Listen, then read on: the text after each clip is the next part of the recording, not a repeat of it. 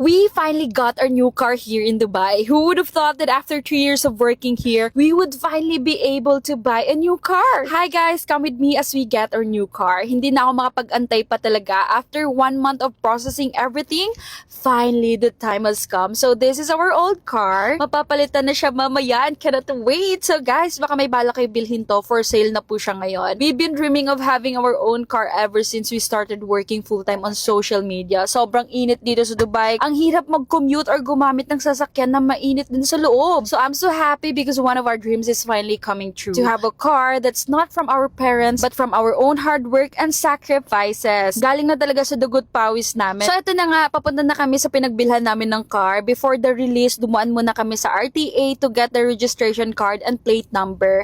After that, pinaayos na rin namin yung plate number sa car.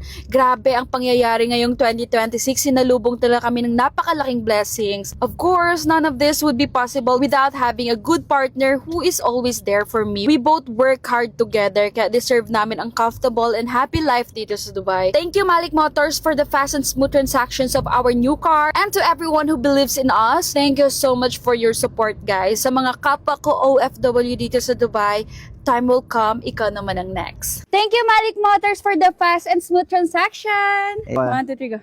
Guys, finally! Hey, finally na tayo. 1, 2, 3, go. Finally, we got our new car here in Dubai! Yes, sir!